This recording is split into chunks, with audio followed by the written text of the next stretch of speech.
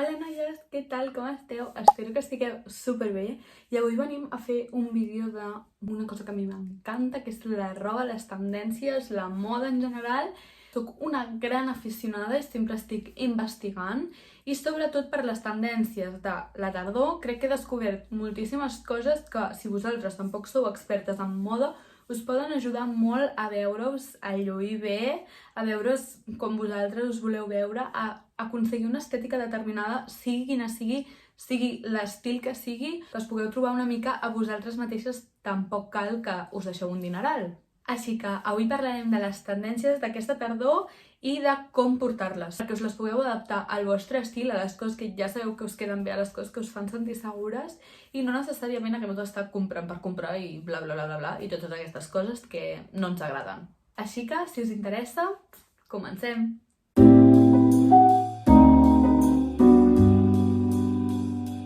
Primer de tot, i sé que teniu 1000 vídeos sobre això a xarxes, farem un repàs de les tendències així com més rellevants que hi haurà en aquesta temporada de tardor-hivern 2024-2025.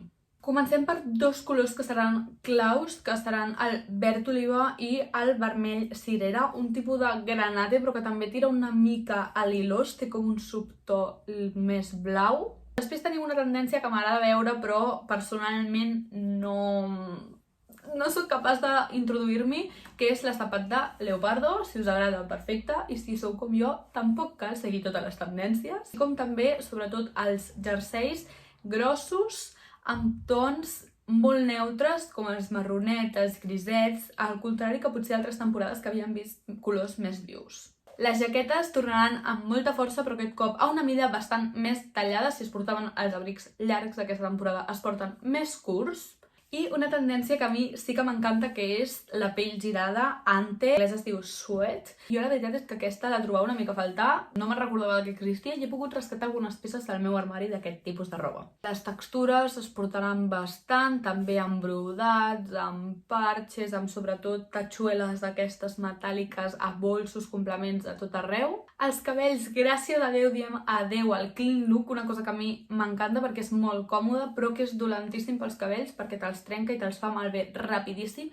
I aquest any es portarà el messy hair, una cosa que si sou com jo i als de petits us costa una mica llevar-vos, agraireu perquè amb una pinça, amb una trena d'aquestes mig desfetes anireu super xic i super a la moda. I seguim amb els cinturons més finets i l'estil aquest com més clàssic, més elegant, que segueix estant en el seu punt màxim. Hem fet un ràpid repàs de totes les tendències, però què faria jo si us esteu construint una identitat i voleu adaptar les tendències i les coses que us agraden portar, que estan com més de moda, a la vostra vida diària? Per això us vinc a donar uns quants tips. El primer és tenir un armari de bàsics. Has de tenir mínim uns o fins i tot dos parells de texans que et sàpigues que et queden bé, que et sents supercòmode, els típics que et podries posar cada dia. Has de tenir un seguit de bàsics. Per exemple, si estem a l'estiu, doncs serien com tops així blancs, negres, d'algun to que tu acostumis a portar molt, o si estem a l'hivern, doncs coll rodó, samarretes, d'aquestes que són una mica tèrmiques fins i tot si on vius fa molt de fred, però que ho puguis combinar amb tot. Per això jo et recomanaria que comencessis per fer un armari bastant neutre, comencessis per colors bastant bàsics, si tens bàsics, doncs blancs, negres, com a molt grisos, i després et recomano que facis un anàlisi de la teva colorimetria. Us sortiran 1000 vídeos de TikTok sobre això i podeu buscar-ho i trobareu moltíssima gent que se l'ha fet la colorimetria. És bàsicament que pels subtons de la teva pell i la combinació de colors i subtons que et componen, doncs cabells, ulls, celles, tota pell, etc., pots més o menys deduir com quin tipus de persona ets i quins colors et poden afavorir, més o menys. Que és posar un parell o tres de fotos nostres al ChatGPT i demanar-li que et faci una anàlisi de colorimetria concret. Després busqueu el nom del tipus de colorimetria que us hagi dit a internet i us sortiran les paletes de colors que millor us queden o millor us senten segons els teus subtons. Jo, per exemple, soc tardor suau. Pot fer que s'emmarquin molt menys les marques d'expressió, que et veguis amb molt més bona cara, que et coneguis molt més i almenys a mi a l'hora de comprar roba em va superbé per poder triar algo que sé que em quedarà bé, algo que no, algo que a mi em pot durar al meu armari. Així que ja n'hi ha prou de comprar roba de tots els colors a la babalà i intenta centrar-te en a què li trauràs més profit en el teu armari. Quan tinguis la teva paleta de colors personal, que no vol dir que no puguis portar altres colors, que no vol dir que els hagis de portar tots i només exclusivament els que et corresponen per colorimetria, simplement que puguis trobar aquells que objectivament et queden més bé. I a partir d'aquí limites els colors, per tant, limites el teu armari i pots fer molt més joc i combinar molt millor les peces. El segon tip que jo donaria seria invertir en peces concretes. Tu no pots anar de compres i comprar el que et sembli mono.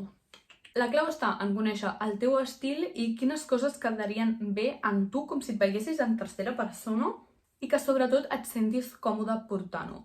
Ara, això sí, intentarem captar tota aquesta informació en el tercer tip, que són els exemples d'outfit i d'idees de com combinar aquestes tendències amb les peces que ja tenim en el nostre armari i les coses que fàcilment podem aconseguir o reciclar d'altres anys. No et compris res, 1, que no tinguis, 2, que no t'hagi de durar en el temps, i 3, que no puguis fer mínim 3 outfits amb ells. Jo el que faig, per exemple, és en el meu journal tinc uns quants maniquís dibuixats així d'outfits que puc fer amb les mateixes peces de roba. Per exemple, jo actualment no tinc un jersei d'aquests de coll alt que tant us he ensenyat que estan en tendència i em ve molt de gust.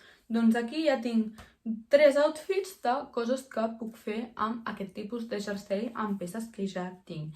I això, noies, us salvarà la vida. Jo, com a no experta de la moda, us puc ensenyar alguns outfits que he fet amb microtendències o amb les coses del meu estil que portaré aquesta tardor i que són fantàstiques. Així que us les ensenyo.